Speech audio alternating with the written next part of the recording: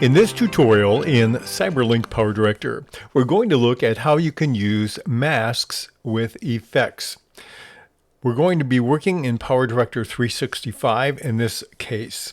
And so I have several clips on track number 1, and let's apply a mask and isolate the gal who's the subject of our video here. So to do that, I'm going to click on the effects room at the very top. And then I'm going to go to my video effects and we'll try some here and see how we can do. Let's go to the ones that are texture. And I'm going to go simply to the color painting and drag and drop it on my clip. Now when I do that, we see everything is painted. That's not exactly what I'm after. So I'm going to click on the green box, which takes me to the effect, and click on the color painting. Now what I'd like to do is isolate her from everybody else. The easiest way to do that is to create a mask. So I'm going to click on the select one object, and then we'll do a selection by clicking on the add to mask, and I simply click on the screen. And then if I don't want something, I'm going to click down here. That will turn it off. So all I want basically, see if I can get a little more here without getting the table.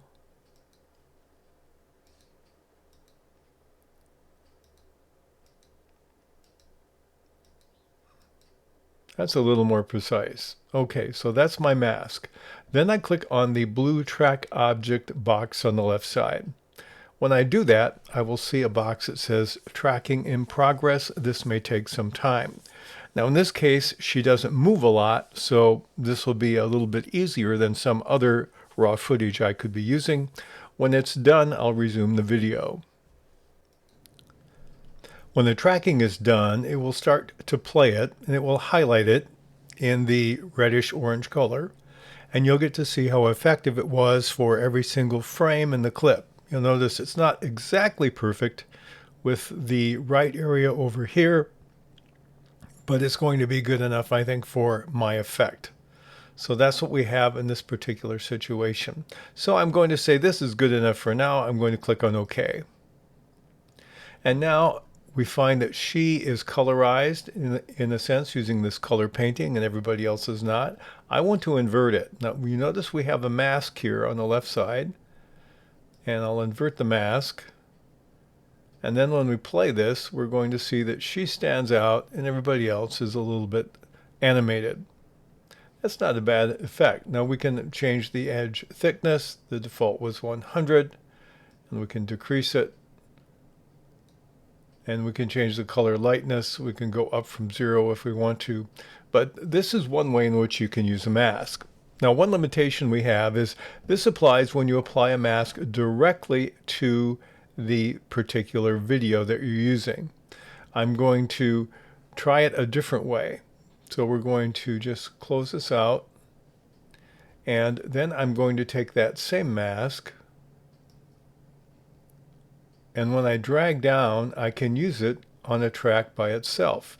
Now the advantage of using it outside is that I can control the beginning and end of the mask, or I can even use the same mask on multiple clips. Now we're on our second clip here, and we notice the colorize is being used. Now the disadvantage is when I'm using it this way and I try to edit it, I'll click on that, I cannot use that mask that I saw a moment ago. I can use a rectangular mask or a circular mask or no mask, which is my default, but I can't do the kind of tweaking I just did before. So that's the limitation. Now the easy thing is when you drag a mask to another track, if it doesn't have an effect track, it will automatically create it. So you don't have to worry about creating a track to hold the mask. But if you have it on top of the clip, then click on the eye, and then on the name of the feature, you do have the mask. Now I can turn it off for this clip, and I can actually disable it here, and now it's normal, but it's still saved. I still have my mask, I still have my effect, but I've turned the effect off. So I could apply another effect if I wanted to on a separate track. There's another thing I'd like to show you about masks that you can also do. Let's click on this series of clips. I'm going to try to do something with these that's slightly different from masking. So one I want to do is, let's take a different one. Let's go to Retro Old Movie, and we'll use an old movie option. And I'll click and I'll drag it on top of my clip. Then I'm going to click on the eye for the effect and click on Old Movie. Now you notice on this one, I've already done this a couple of times and it saved the mask. So whenever you have a clip on the timeline and you apply a mask, it will work. In this case, I went to this mask where I tried to mask the faces and separate the faces from everything else. And so when I play it with this mask applied, you notice the faces are Old Movie. Let's invert it and see how it looks. I'm going to try it here. And I'm using this so you can see the contrast real clearly. Watch what happens when she puts her hand up. That adds to the mask. And that's not what I wanted. And it also, on the last frames, completely misses her face.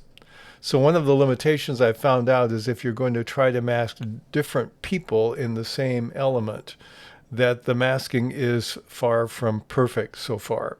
So this is not what I wanted. This kind of replaces her face.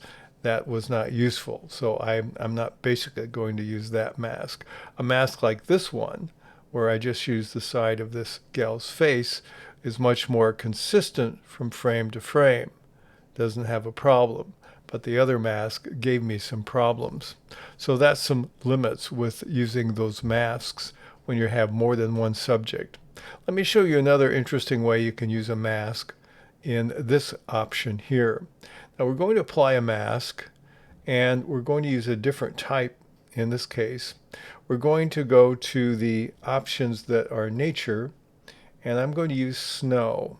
So I'm going to click here.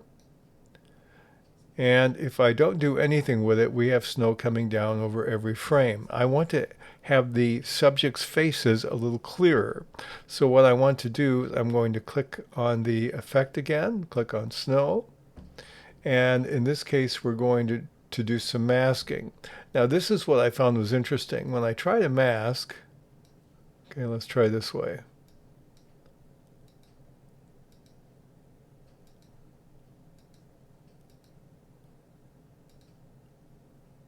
Okay, that's pretty good. All right, I've got the pole, I've got these guys. Now, when I track object, we'll have to wait a moment and then I'll resume. It went through the same process I saw a few moments ago, but this impresses me. I did not mask their faces because they weren't in the first frame, but it was smart enough to realize that both their faces and their caps are supposed to be part of the mask. So that impressed me. I'll click on OK. I like the mask here. And then I'm going to invert it again. And now when you watch it, you're going to see that the snow seems to fall behind them and not in front of them. It doesn't cover them. Now, if I want to be a little bit more realistic, what I'm going to do, I'm going to increase the density of the snow and even increase the size of it just for contrast. And now we have a lot of snow coming down behind them, but that wouldn't be realistic, would it? We need snow in front of them, but not enough to obscure their faces because I want that to be the focus of the scene. So what I can do then is, now that I'm happy with that one, I'll close it out. I can go back to the same effect and I can drag it down on the track below, on the FX track alone. Now I can't mask it in the same way here. I'm going to click on it and we'll click on edit. We want to edit this. This time I'm going to do small size, increase the density. Now it will come over everything, but now I'll see a little bit of snow in front of them and a little bit of snow behind them. And if that's too much snow in front of them for the scene, all I need to do is click on it, click on edit again. Well, let's decrease the density a little bit. Just enough that it looks like there are some snowflakes in front of them as well as the ones behind them. And if I want to change this even more, I can add another layer. Let's take snow, we'll drag it down. We'll create a third one, and we'll go in the edit mode on that FX track. Let's take some wind and we'll make it go sideways. We'll keep our density down and our size down, and we'll play this. And now we're going to discover that we have different kinds of snow coming down behind and in front, and you could add as many layers of this as you wanted to make it look realistic. So that's a way in which you can use effects with masks both on top of the clip and in separate tracks in CyberLink PowerDirector.